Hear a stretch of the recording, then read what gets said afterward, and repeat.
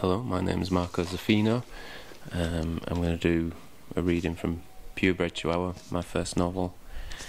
I'm going to read from the first chapter, Visitors and Caretakers. There's various narrators, so I'll say which narrator is at the beginning. The beginning is Vernon. Ashley Jacobson spends much of his time expanding his web-based enterprise. He's 17 years old, and already he is exporting software worldwide. At a weekend workshop for video making, he had seen a niche in the market that had not been filled, a visualization tool for the filmmaker at any level, and he proceeded to design the software. He knew 3 or 4 software languages, one probably used by Klingons. He didn't have many friends, even the geeks at school disowned him for his obsessive nature and creepy manner. Ashley was very thin, and only a little over 5 feet and 4 inches tall. He wore glasses. He felt like he might go blind simply because 90% of his time was spent staring a foot or so into space, examining computer screens, TVs and sci-fi novels, meaning all peripheral vision and long-distance sights had become almost a constant blur. It was a pet hypochondria. I will be blind by the age of 25, he always thought, and sometimes he said it out loud to the few people who actually talked to him these days. He wore collarless shirts with shapeless jeans and 5-pound trainers with symbols reminiscent of a major brand. His hair was cut by a £3.50 gents barber. The barber didn't talk to Ashley, because he thought Ashley's eyes to be too shrewd, too dark, and a little scary. As soon as Ashley Jacobson had left the room of the old barber's shop, there would be an exhale of breath, and the old Greek barber would speak to whoever would be there and say, "That boy's eyes are dense and dark as black opals. I saw opals like this when I was a child." Anyone listening would find this childhood memory either funny, sweet, or strange, but rarely anyone would respond. As soon as the world hit Ashley, his demeanour would change. His back would bunch up and his head would face the pavement, and his briefcase, which held his state-of-the-art laptop in it, would neither jerk up nor down as he strode with a clomping gait. The case hovered smoothly, as though it were magnetically suspended 2 feet above the ground. He envisioned some hydraulic suspension mechanism that would keep his best friend safe and steady. I've been told to watch him. I am watching him now, from across the street. I am watching his bullied gait as he hopes for invisibility. Ashley feels the Wi-Fi before he reaches it at the internet-free cafe, which he habituates frequently. He orders the same as me, an espresso, although he has a triple. An awkward drink, as the machine naturally makes doubles. He takes no water with it, and what does he do? He checks his website, and he checks who has visited the website, and from where, and only then does he check his sales. He swigs, a shot at a time, and after 3 of these treacle-bitter, furry gulps, he orders another triple. He smiles when he sees how much money he just made during his £3.50 haircut. Short back and sides with enough hair on top to show a side parting. He has no fear of baldness. Ashley has one friend, his landlady Alice, who he waits for in the cafe. Yes, even his mother couldn't stand being with him, and when she found out about his great wealth and knew that he could look after himself, financially at least, she kicked him out. She wanted none of his money. Ashley had some strange plans for his mother to recompense his lack of motherly non-conditional love. Deep down, though, he knew that it was fair enough. Alice sits across from him. She looks like a young girl of about 11. She's much older, but sometimes played the part so as not to attract undue attention. She asks Ashley to order her a pink milkshake with cream on top and a straw. Her eyes are blue as pools reflecting cyan skies, and her pupils, like Ashley's, are opal stones. Alice is about to explain to Ashley some pretty important stuff. Stuff I know and my colleagues know, but Ashley is still somewhat in the dark about. Coming down the street is Marigold Daw, my second cousin, and my nearly incestuous partner. It's very difficult to resist this part of our relationship, but for the greater good we try. Marigold is such a beautiful, slender thing, short, dark hair, that has length enough to slide over her forehead and hide one of her eyes if she wants to feel irritable. Her eyes are dark umbers with flecks of emerald green, and her skin pale and sallow. Her cheekbones stand out like an Eastern European model. Her walk is relaxed and elegant, soaking in each gliding step as she understands the texture of the pavement. Her clothes are figure-hugging, her trench coat belt tight, and her calf-length boots, made from the softest Italian leather, are as comfortable as running shoes. Each crease in these boots accentuates the grace of her movements towards me. She was reintroduced to me 3 years ago. As cousins often come and go, don't they? Just when I was coming out of my difficult times. And since then we have become inseparable, and to all who are not, we too, insufferable. She is tall, taller than me, although I must stress to you that I am not small. Let me give a little background information before I slug it to you. Many traditions from South America to Australia, to today's dreamers, to the armies of modern world, have experimented with the challenge of travelling without moving the body. If possible, and it is, imagine how much time it saves, and into which nooks and crannies one can reach. Astral planes, remote viewing, seeing the little death, lucid dreaming, all taken to their utmost ambitions. Really try to get where they intend to go, and see what is happening. Shaman of the past and present would often attempt these remote views or journeys under the influence of psychotropic drugs, and try to transport their spirit, energy, or even entire bodies to the parts of this earth, or, for them, completely different realms, and do their business. Their stories sound more far-fetched than the armies of the modern world trying to spy safely from the comfort of a chair in their homeland.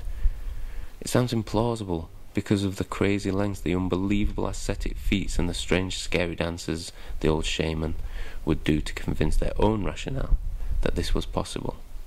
We do similar things while putting our modern rationales in their safe castles of cyberspace, emailing across the world, mobile phones transporting digital information through outer space, seeing on a little screen what is happening across the universe by our own magic called technology. Easy to believe, isn't it? The army's task of spying by this power, if intended with discipline, with practice and focus, would be a powerful tool if it could be done. The stories you will hear are taking the idea and practice of remote viewing as possible, but taking a more old-fashioned attitude to the practice. Our stories are not simply focused on spying on latitude so-and-so and longitude so-and-so and oh, what weapons do they have here. These stories, what Alice is explaining to Ashley right now, are the possibilities of this practice if you have the imagination and skill to use it with verve, and I don't think Alice's practice will be for the good of humanity somehow. A modern twang with some old hardcore shaman imagination is what I do. I call it visiting. And once you break the barrier, verify 1 or 2 journeys as real journeys, you'll be shocked by the scope of visiting. Let me speculate on a couple of things about Alice and her conversation with the dabbling visitor, Ashley. Imagine, if you will, having the ambitions, those very gothic ambitions of being a vampire, as seems so fashionable of late with the Twilight Saga, True Blood, and their heroine, the true heroine, Anne Rice, etc. Bring it back a bit. Imagine just wanting to see someone getting dressed, or even better, undressing. Okay, so the ideas of voyeurism and vampirism are out there. Now imagine remote viewing in the hands of people without the discipline or moral strength of a good American psychic marine, but they can visit. How many steps past simply remote viewing would be spying on someone you like getting dressed? How many steps before you could hover over that person's bed while they sleep, or hide behind the shower curtain while they clean themselves? Is this really too far-fetched? It doesn't take too much imagination, especially by the many Gothic practitioners, to realise the power and evil that can be perpetrated consciously and systematically by anyone who can practice visiting.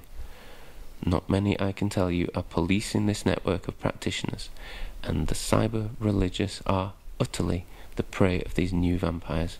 We call them bright vampires, with a Y, as it looks a more beautiful word. Imagine now, bright vampirism and voyeurism is the easiest form of bad sport these practitioners can make. These are the 2 easiest examples I could suggest to you, just 1 step past the leap of faith. Once remote viewing has been achieved, there is literally no limit to the possibilities of those with skill and imagination. The lack of moral core can be explored only by the limit of one's energy and discipline. My name is Vernon Young, and I am a visitor. A very good one, if I may say so. I know so very much and have seen so many things, but even my mentor, Carmine Ducello, he shall introduce himself, I'm sure, tells me I'm in for a shock. This is frightening because, like I said, these voyeurs and vampires are the pettiest problem we find. We literally can't do anything about these people unless they get involved in our personal lives. Then they better be very careful. How would you entice Ashley to the fold? A guy who loves stocks, shares and money, and has never had a girl look twice at him with anything but scorn. You are now telling him the possibilities of visiting people without being seen, quieter than a ghost. Your hands are free in your bed, or in the see-through world of visiting. You can touch without feeling or being felt, at first anyway. This would allow Ashley an open window to any one of us who took his voyeuristic fancy. Alice is happily describing some juicy apparitions that would tantalise anyone of even the strictest persuasion. Money-wise, being able to spy on arrival, on trading, on the produce from anywhere at any time would simply put Ashley ahead of those bidding on any share on any product anywhere in the world. The scope of making money, if one became proficient enough at this, and one didn't have the push for personal development or the ambition of freedom as your goal. If you had no ambition other than those of the soulless little tigers who wander every street of every village, town and city, all of us really, nearly, then titillation and money will be the first steps in the use and abuse of remote viewing, visiting, flying, without leaving your bed. Let's add a little coverage, a little ambition, some imagination, and a lack of decent morals. You could even add a use of the current ideals of evil, of satanic worship, and guess what a good remote viewer can do while hanging out in another's bedroom, quieter than a ghost. Imagine being a lover of evil. Can I show you one? Marigold is holding my hand. We half close our eyes and we are going to visit a visitor, quieter than the quietest ghost, invisible to the invisible, an evil remote viewer, Lydia. Lydia is not a Satanist. She does not read vampire books. She does not dress in purple or black. But she is on our radar. She is what we call a bright vampire, as opposed to a blood vampire. A bright vampire is as dangerous, if not more dangerous, than a blood vampire. We think it is part of something far more sinister and universal in its connotations, and ultimately its use. But we must leave that for now, because at the moment, the ripples that Lydia is a part of are cancelling out, interfering with things Marigold and I don't understand. Elements that Carmine has not fully explained. He tells us to watch her and others and report home to him, and he takes care of the rest. All he tells us to watch out for are the blips, the gaps. And how do we see these blips? I ask Vernon, Carmine says. Look at the soulless little tigers and you will be able to see the gaps, he says. I sigh. Close my eyes at the mentor-apprentice dialogues, the cones and the roundabout pumpkin lessons. Just tell me for God's sake. Carmen laughs and walks away.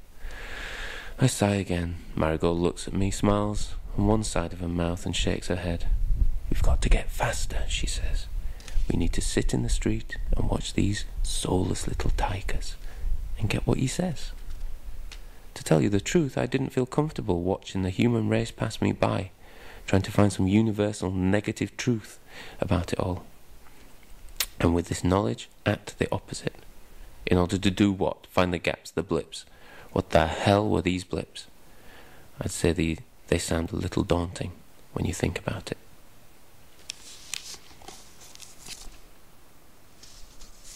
Read some more another time.